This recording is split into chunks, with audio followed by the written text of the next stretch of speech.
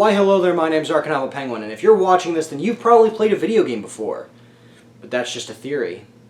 A game theory. That was really bad. While it's a frequently debated subject amongst artists, I would personally consider video games to be art. I mean, art is a form of creative expression, right? And I mean, you're telling me Frogger isn't a form of creative expression? But even if you don't consider video games to be art, you have to admit that video games, depending on the game, can be extremely impactful and can contain some great moments. And since I've been playing video games for so long and have played so many, you can bet that I have some pretty unforgettable memories when it comes to video games. So one day when I was casually smelling my Wii U gamepad for Cheeto juice, I got an idea. I should make a video about my top 10 favorite video game moments. And the rest is history. To keep things interesting, I'm not going to have any franchise repeats. So while there are a ton of moments in Zelda that could have made it onto this list, that would get kind of boring. To keep it interesting, I'm only going to limit it to one entry per video game franchise. Also, for this top 10, I'm going to distinguish between moments and sequences. Because sequences are a little bit too long, I'm going to do that for another top 10. And finally, I'm not limiting these moments to just story moments. While most of the moments on these lists are indeed story-based, there are a couple of simple or even personal moments on this list. But with all of that said, these are my top 10 moments in video games.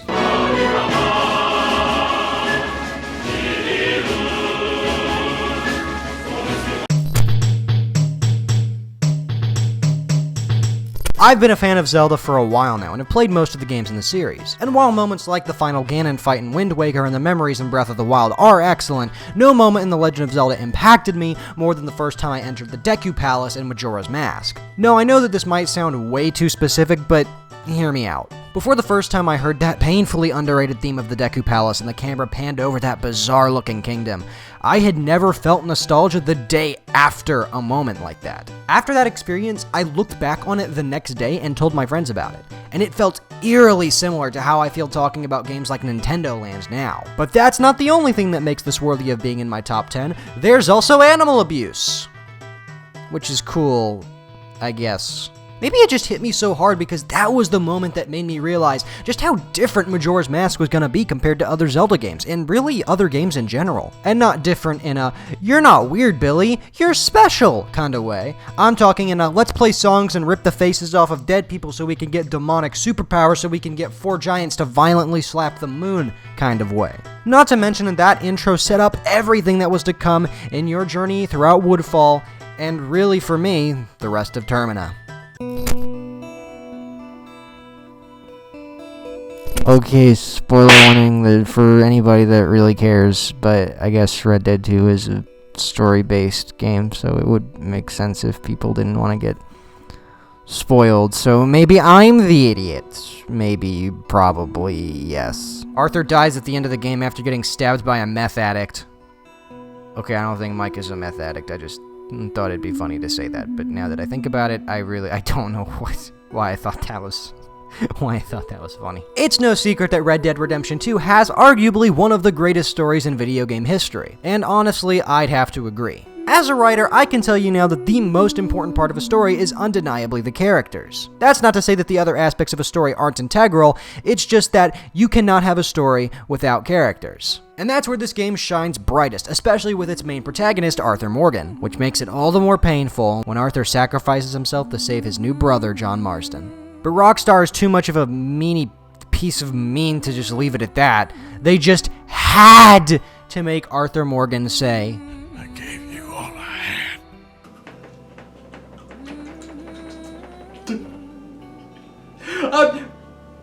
I'm not crying! I'm not crying! You are! Baby! The final moment when Arthur rests on his rock and stares at the sunrise with that beautiful mountain hymn playing. It is undoubtedly one of the most incredible character deaths probably ever. Oh god, I forgot to do mountain hymn.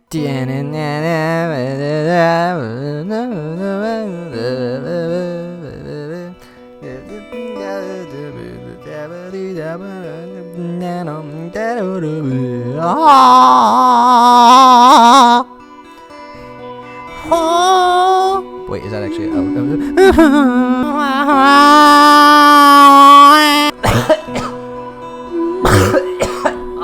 God, I just gagged. Assassin's Creed Revelations, am I right? It's a great game, 50% of the time. Okay, I have some pretty big problems with this game, but despite its shortcomings, the ending is my favorite in the entire series, and one of my favorites in video games in general. Something that I always had a problem with in this series was that other than the modern day, which I couldn't care about less, each game doesn't feel like it's connected to the previous one. And don't get me wrong, not every game series needs that.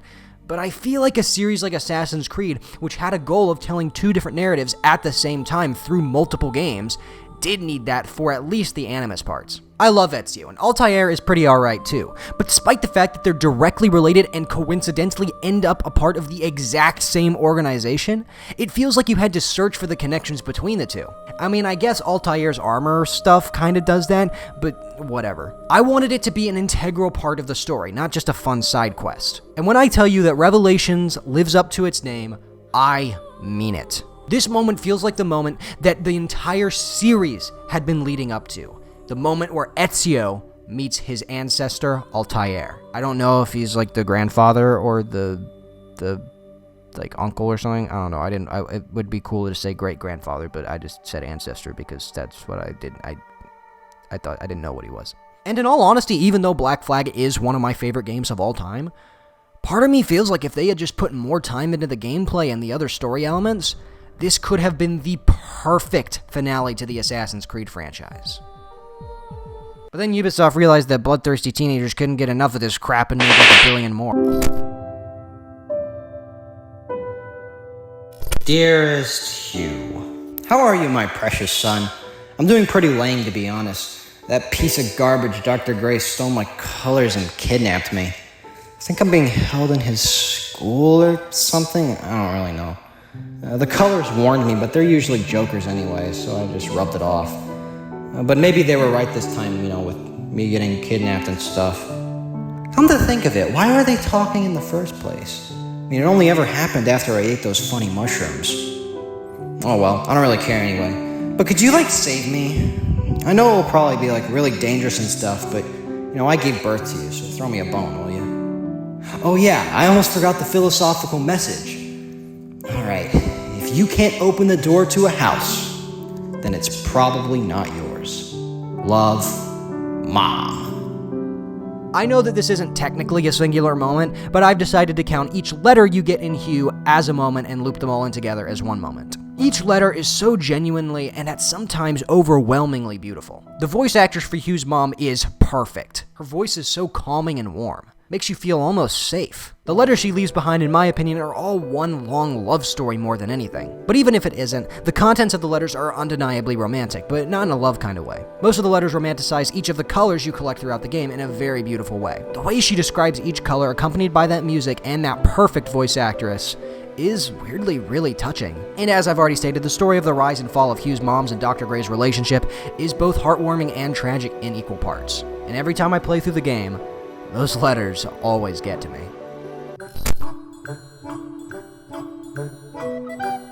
For those of you unaware, I was a very dumb kid.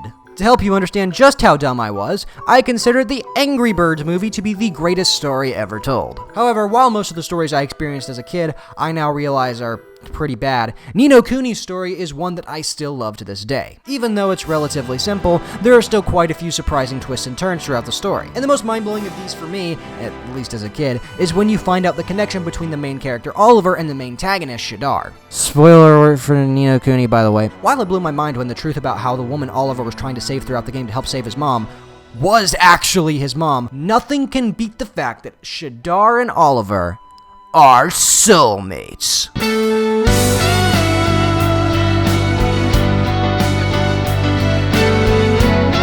No, not like that. At least as far as I'm aware. Because Oliver's 10 and Shadar's 80, 100, something like that. I don't know.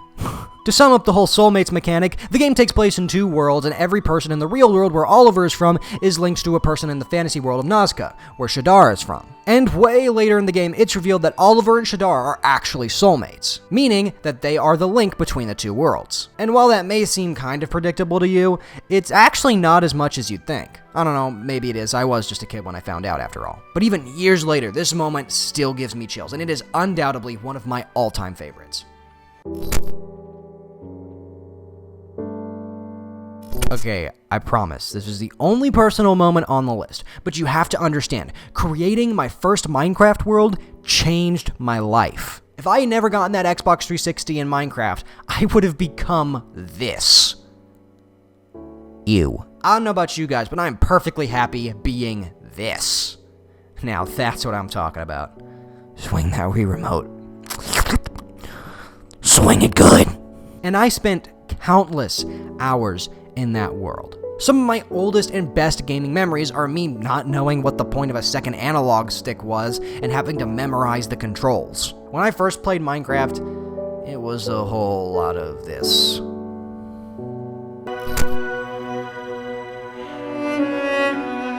Some people who have watched my videos before probably already know about my very controversial opinion on Halo 4. Most people feel like Halo 4 isn't a true continuation of the original trilogy, but I personally welcome the change. Is it a little bit annoying that there's pretty much no transition to get from point A to point B? Yes. However, I guess I always sort of looked at the Halo 4 universe as sort of a side series. And while it's annoying that there isn't a transition for the change, it never personally bothered me that much. But this isn't a top 10 overhated games list, so let's go ahead and get into specifically what is my favorite moment from this game. And I think you guys will actually be really surprised with my pick. Oh. Never mind. So yeah, pretty much everybody's favorite thing from this game in general also just so happens to be my favorite thing from this game. I am so original. Even though the actual death of Cortana is very touching and even depressing, the reason why it is my 4th favorite moment in all of video games is the music that accompanies this scene. Makes me want to do some ballet.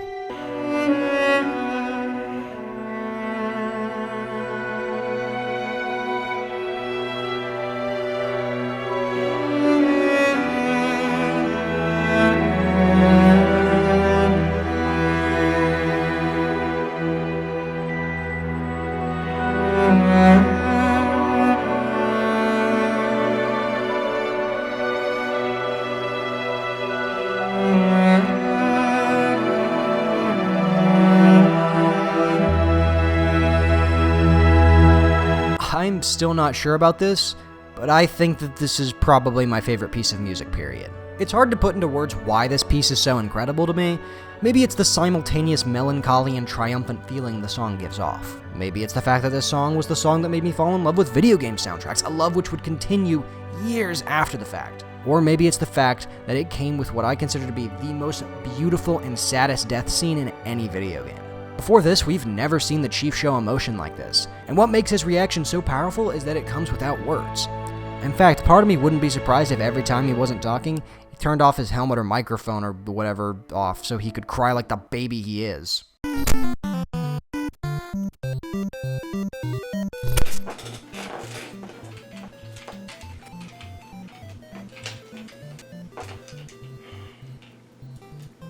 You know, I don't go on many vacations that often. And you know what? I think it's about time that I treat myself, you know? I've been working so hard with school and videos and with writing and I've been playing Dark Souls a lot recently and that's really hard. So, I think I deserve a nice break. Yeah, screw this crap. You're coming with me and we're booking a vacation spot.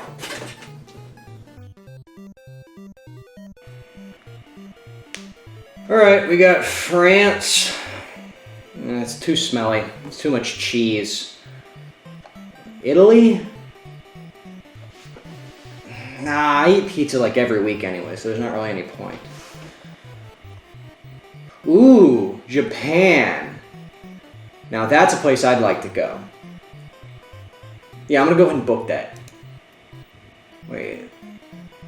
Where is Rapture? Never even heard of that. Alright, let's Google.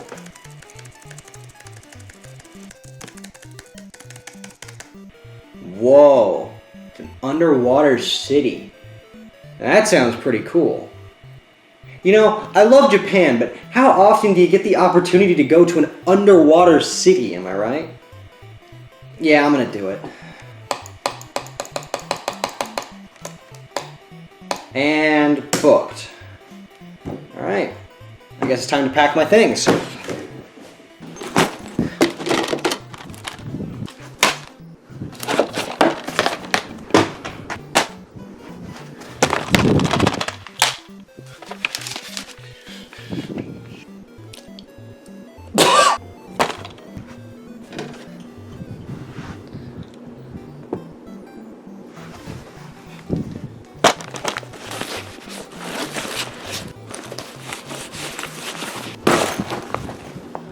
See you later. I can't open it. My balls are in the way. Wait, yeah.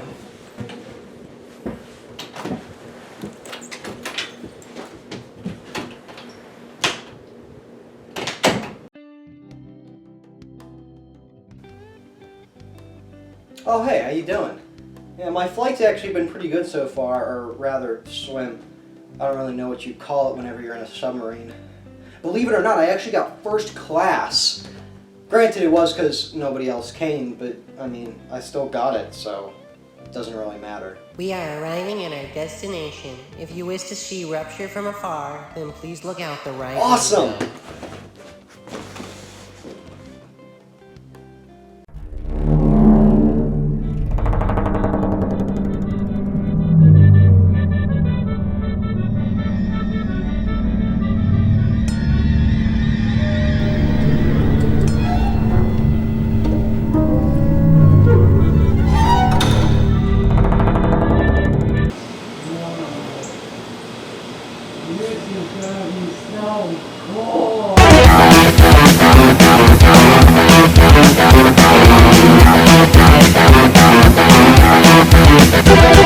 Enter the city from Bioshock. And that's my number 3. Next! Hey. Hi.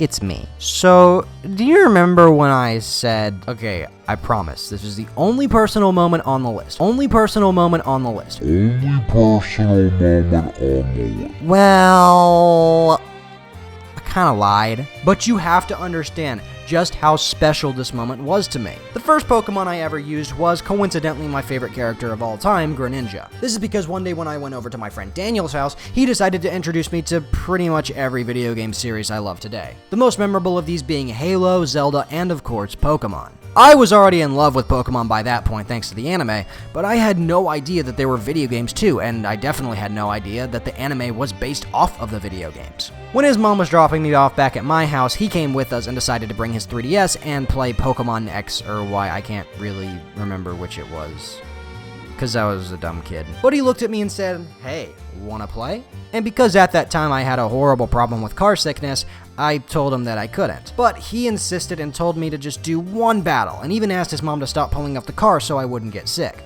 I got into a battle, and lo and behold, the Pokemon that came out of that Pokeball was none other than Greninja. And that battle was such a magical moment. In fact, after that day, I would beg my parents to get me a 2DS for some reason and not a 3DS, I don't know why. And that game every single day. And eventually when my mom finally succumbed to my annoying little voice, she bought me a 3DS because they were out of 2DSs and Pokemon X. Afterwards, we went to a Cracker Barrel to meet my grandparents and aunt and uncle, and instead of talking to them like a good kid, I was playing Pokemon with my new best friend, Froakie, like a real gamer.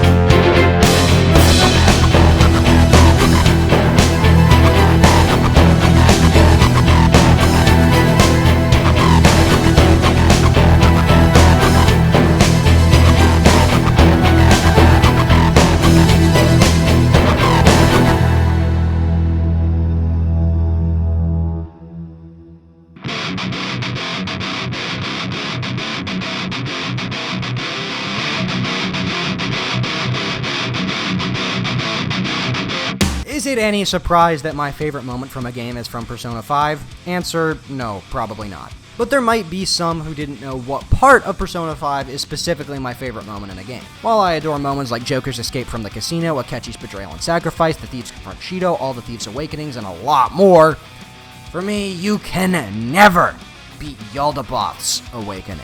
Everything from the awakening itself to the boss fight and that epic finale is not only my favorite moment in video games, but probably, quite possibly, my favorite moment in anything. I mean, the only two things that give it a run for its money is the breaking of the Fellowship scene from Lord of the Rings and when Ash's Frogadier evolves into Greninja. But even then, while those two moments are very special to me, neither of them blew my mind quite like that first encounter with the God of Control. Similar to Cortana's death, the music contributes a lot to this moment. There are 4 main tracks that stand out here. Confrontation, which plays when the Holy Grail unveils its truest, fullest form. Swear to My Bones, the theme that plays when the thieves overcome their fear and challenge Yaldabaoth. Our Beginning, which plays when you actually defeat Yaldabaoth. And of course, Yaldabaoth, the theme that plays when you fight Yaldabaoth. I said Yaldabaoth quite a few times in that sentence. And if I'm being completely honest, that dee-nee-nee is the theme I most associate with Persona 5. But it's not just the music. This is the moment when everything you thought was true about the world and story is either confirmed or proven wrong. Not to mention, during this boss fight, literally every character in the game completes their development. And I'm not just talking about the main Phantom Thieves. I'm also talking about the side characters, the villains, and even Yaldabaoth himself, who is the embodiment of the entirety of the masses. It is just so epic. I could honestly go on and on about why this moment means so much to me, from the big things like the story revelations and music, and even the small things like the characters yelling their little phrases they've been yelling the entire game, like Persona and I am thou. And how I got so into the boss fight music that I would get out of my chair and jump up and down with the music. But I'll leave it at that.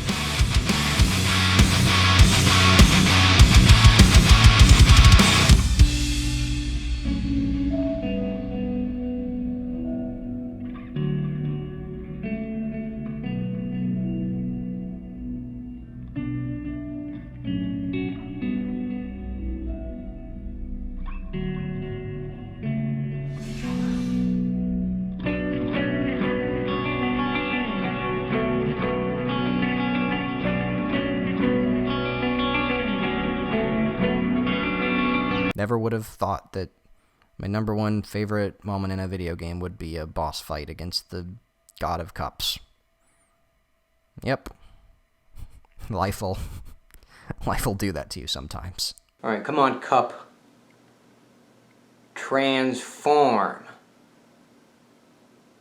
I know you're the God of Control, Cup. Come on.